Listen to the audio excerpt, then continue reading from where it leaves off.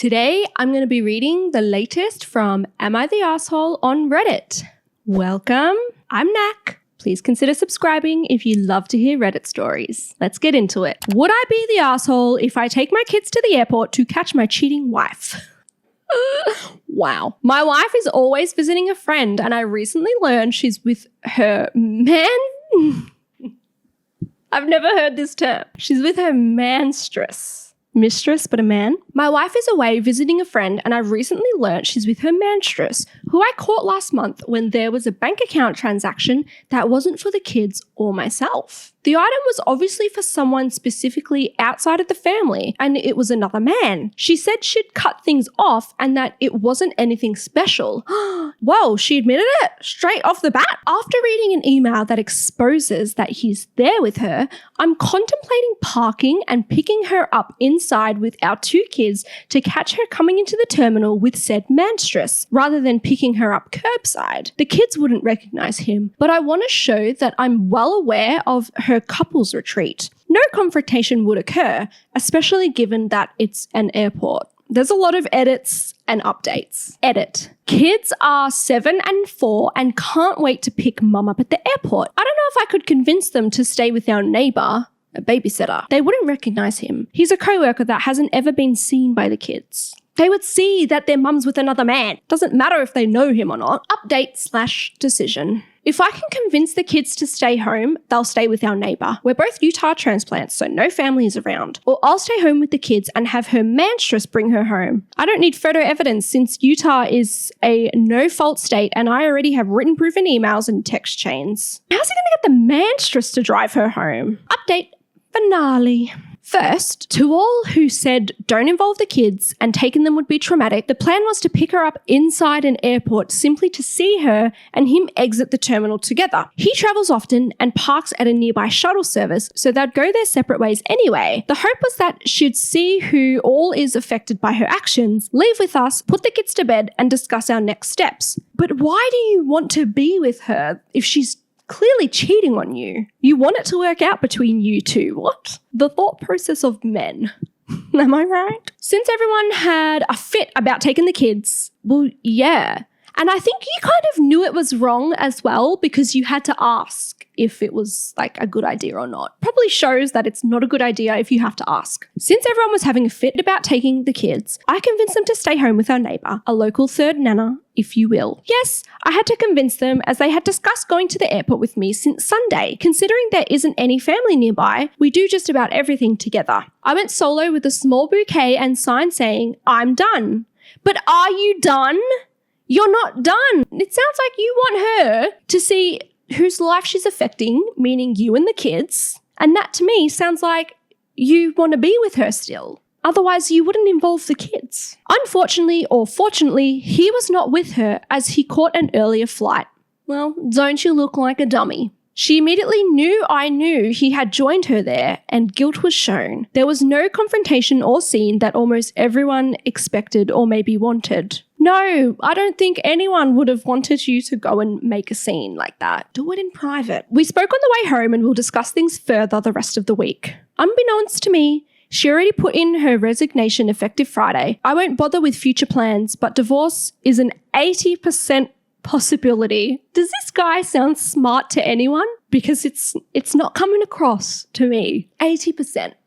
Oh, honey, I love you 20%, but 80% I hate you and I want nothing to do with you. And I was going to traumatize our children. Because of you, though. It's your fault. I didn't do it. You did it. For those saying take photos, serve her papers at work, lock her out, take money out of our joint account and other ridiculous suggestions, it's not that simple. That's what would be traumatizing to our children. This guy. Oh my God. The only simple thing is divorcing cheap without an attorney. It's just forms filled out with the court. I get this. You get that. This is our custody agreement. Blah, blah, blah. Thanks for those that understand my situation and to others. Thanks for showing me that Reddit is certainly not the place to ask for advice. Just because you didn't get the advice you wanted to hear doesn't mean it's like not a good place to go and ask for advice. I wouldn't bring the kids, but bringing a witness might not be a bad idea. Oh my gosh. Hey, just because you don't need evidence for court doesn't mean you don't want evidence for her parents or yours. That can come in really handy in getting relatives on board with the divorce. It just sounds like games to me. Like, can't you just sit down and have a proper conversation with her and, tell her how you're hurt because she's clearly cheating on you and that you want to end things. And that's that. Why is there got to be games involved? 100% you are sacrificing your kid's well-being for your desire for revenge. Yeah, this just sounds like bad revenge. Just don't pick her up. Text her that he can bring her home from the couple's retreat. I like that idea. I don't think anyone has said, bring your children. It's a great idea. This one is a little bit creepy. Am I the asshole for ending an 8-year friendship after my cameras recorded her in my home when I was out of town? Backstory. My friend and I met when I was her hairstylist. Then we realized that we only lived about 6 blocks apart. Due in part to the proximity, we became very close and she would stop by 3 or more times a week. We enjoyed a lot of the same crafts and had a mutual love of plants, so we often worked together in my yard or hang out by my fire pit. She had a lot of constant personal relationship problems, which I always pointed out that she brought on herself, and it became more and more exhausting to spend time with her. Consequently, I slowly tried to limit our time together, although I did care about her and knew she didn't have many other friends. So I went out of town to visit my daughter at college, but before I left, I installed the new security system that I had received. It didn't really occur to me to mention it to anyone. When I was with my daughter, I told her about it, and we got on her phone so I could teach her how to watch the cameras at home also. We have 2 cats, and she wanted to be able to see them and interact with them. I was showing her how to see the clips from the motions detected earlier in the day. It was a nightmare. No, what? Why did I read it like that? Maybe because I said it was creepy. It was nighttime, so the house was dark, in which case the camera lights were on for detection. In a clip from 2 hours earlier, I noticed my friend walking through my house with the I'm just going to take another sip of coffee. Hopefully that helps whatever's going on. In a clip from 2 hours earlier, I noticed my friend walking through my house with the flashlight off her phone. She was inspecting every drawer, cupboard, and nook and cranny. My daughter and I were in shock. I texted her immediately. I asked her if she was at my house today, and she replied that she had been in the backyard picking up sticks. Apparently for a fire pit she intended to have at her home that evening. Does she not have sticks at her house? Again, I asked her if she had been in the house. She responded that she had to go into my garage to look for a container. I then told her I had security cameras now. She laughed and asked why I was asking her if she was in there because I had obviously seen her already in the backyard. She had no clue that I also installed them in the house. So I sent her a screenshot and asked her if she knew who that person might be in my house with the flashlight.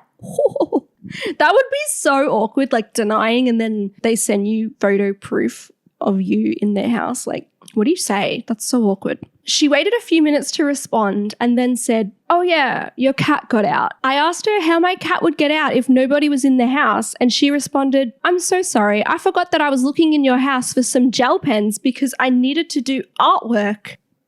What?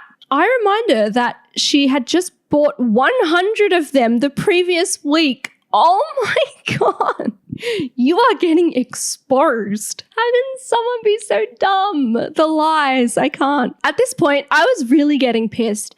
I told her that I was freaked out that I saw her sneaking around my house with the flashlight, and that made me uncomfortable. She just kept laughing it off, and then when she realized I was upset, she changed her tune to one of remorse and said she just needed to find something to do because she was upset with her boyfriend.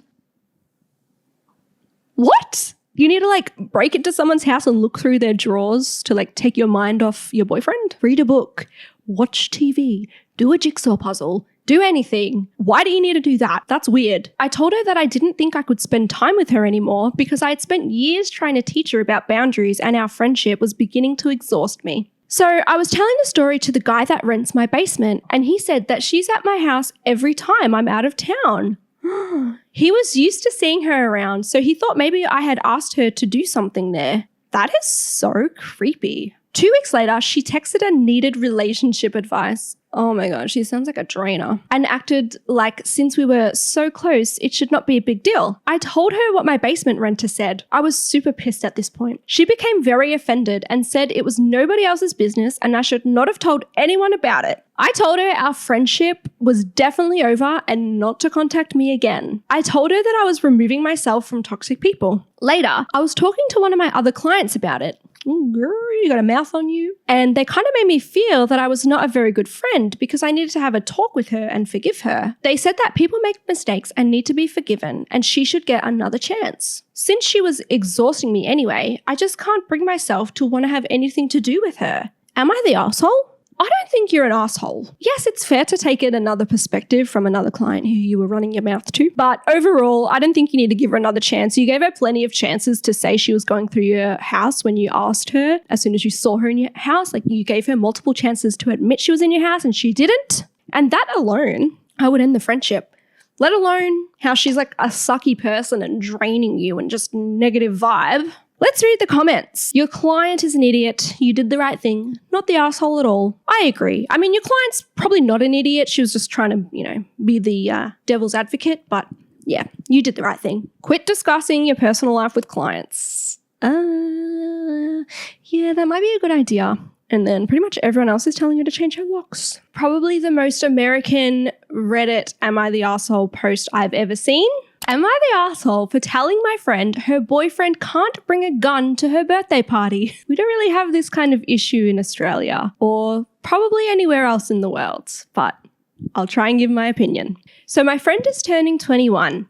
We had originally planned to go to an Airbnb and celebrate, but due to working schedules, that plan was scrapped. Her boyfriend always conceal carries, which he is not registered to do, and the gun is completely unregistered. Guns have always made me anxious. But her boyfriend, me, my boyfriend, and one other couple would be there. I agreed to have the party at my place on the condition that he not bring his gun because 5 drunk people, I will not be drinking, and a gun made me very anxious and uncomfortable. And if we are having it at my place, I don't want that there. She told me I was being selfish on her 21st birthday, and since it's her party, she should be able to make the rules. But I feel if we're having it at my house and the only condition is to not bring an unregistered gun, I don't see the problem. I don't understand what he needs it for in the first place. Maybe I'm anxious. I've just heard too many stories about drunk people and guns. Even when we're all sober, him having the gun in my car or anything has always made me anxious. I was just too worried to bring it up because they are both loose cannons at times. I live in Illinois because people keep asking what state I'm in. Does that make a difference to you Americans? Doesn't really make a difference to me. Update. A lot of people were saying even if they backed down and agreed not to bring the gun, they still would, and I 100% believe that. So I told them to have the venue somewhere else and I would not be attending. I will not be responsible, nor will be taking the fall for someone getting hurt in my home, even if it was an accident. The comments. I went to a friend's bachelor party in New Orleans for a weekend and we got an Airbnb. Everyone but me conceal carried. I don't know why they were acting a big dick about it. They all got drunk and I said we should put the guns away in a safe place. These sentences would just never happen in Australia. One guy drunk off his ass said no one takes his gun. At that, I went into another room because I didn't feel safe about it. 2 minutes later, and 2 gunshots later, there are 2 holes in the floor of our 2nd story Airbnb that is 300 years old from a Colt 45. Sobered up real quick they did. That's crazy. I mean, is it less scary to be around a gun in America? Because I know if I saw a gun, I'd be out of there. I'm even scared to see the guns in the police's things because guns are scary and we're not used to it. So yeah, is that scary for Americans, I wonder? But anyway, I'm not going to go too deep into the comments and giving my opinion on that one. I just thought I would share some perspective from an Australian and someone that's not American and how seeing a story like this, it's just so far removed, that would just never even be a thought, a topic of conversation, something you'd have to ask someone, please don't bring your gun to my birthday. It's just so foreign to me. And I just thought it was interesting. Feel free to sound off in the comments though if you have any opinions about it. Am I the asshole for kicking my sister out of my baby shower because she called me old and selfish? Probably not. My sister, 31-year-old female, and I, 34-year-old female, married around the same time 7 years ago.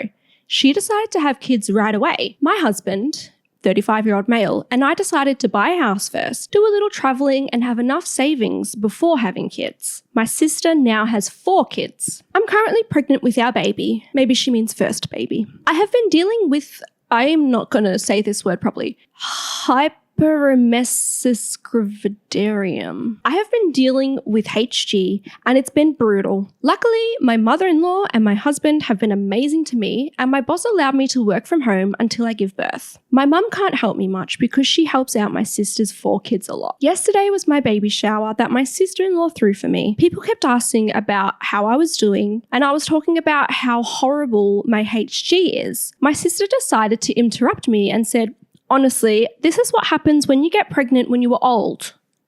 I've had 4 pregnancies and never had these issues. I guess you should have thought about this before all those trips and we are not ready bullshit." Some of us made sacrifices in our 20s. Whoa.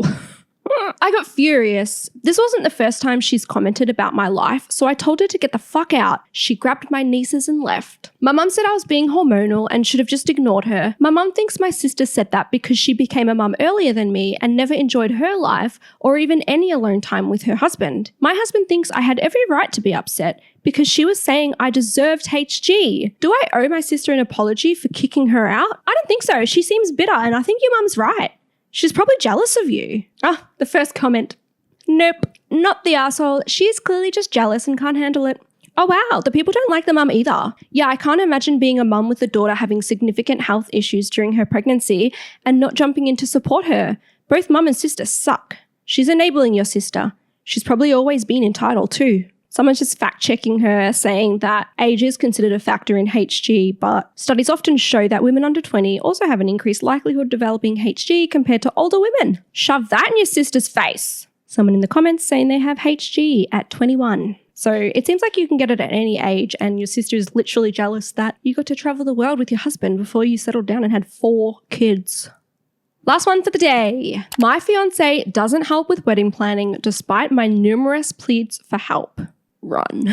My 29-year-old female fiance, 30-year-old male, hardly helps with the wedding planning and I'm so over it. I've made a Google sheet for us so we can both have the latest version at all times. It includes our guest list, details that we've cemented, our itemized budget, a to-do list, and our vendor's contact information. For context, my fiance has ADD, so I understand that it's not as easy for him to sit down and do wedding tasks. However, I've communicated that I will not be planning this wedding on my own, and he actually has a lot of great ideas and opinions. I'm frustrated because I will be proactive and check things off the list as I have time, but I actually had to write out a checklist for my fiance. This is in addition to our digital list, to encourage him to get certain things done that I physically can't do, like go get fitted for his suit or ask his groomsmen to be part of the wedding. Okay, so it's those kinds of things that he's not doing. That's a pretty big deal. Tonight, I asked if we could work on wedding planning stuff tomorrow, and he asked what time. I said it depends on where he was at in his checklist, and I started asking him what he had gotten done. He blew up, got super pissed off, and it turned into a fight because he said it felt like I was berating him for all the things he hasn't done right after getting home from work. He works in the medical field, so has long, shitty days. I truly did not mean to even get into wedding planning conversation. I just wanted to know if we could do some of it tomorrow. All I was expecting was a simple yes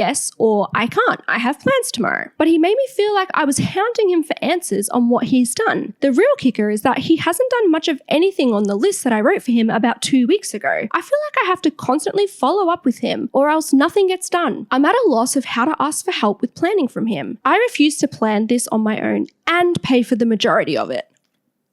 We agreed to that because of the difference in our salaries, but now I feel like if I'm going to be the whole wedding planner too, he should pay for more of the wedding. Also, for context, we both work full-time. I have a 7:30 to 4 Monday to Friday, and he does 3 12-hour shifts during the week. So it's not like one of us has more time than the other. What do I do to get through this? We still have 5 more months until the wedding and a lot to do. Okay, let's analyze your relationship. He has ADHD, ADD. Whatever you want to call it. So he needs help. So you've helped him by giving him a list. I don't know. Get his suit fitted and ask his groomsmen to be part of the wedding. Yeah, you can't do that. He needs to do that. Why is he not doing that? He works in the medical field, so he's gone through medical school, I want to assume. So he can get things done. Maybe he doesn't want to marry you. I don't know. Maybe he's lazy. Why are you two even getting married? Yeah, that's a good question. Heads up, this will be the rest of your life with this person. Yeah. Are you sure he would even show up on the wedding day? Lady, this is going to be your whole entire life. Do you want to be the one who drags this man around every day for the rest of your life? If you have kids, this will get 1,000 times worse. So I guess she's not the asshole, but they also do need to break up.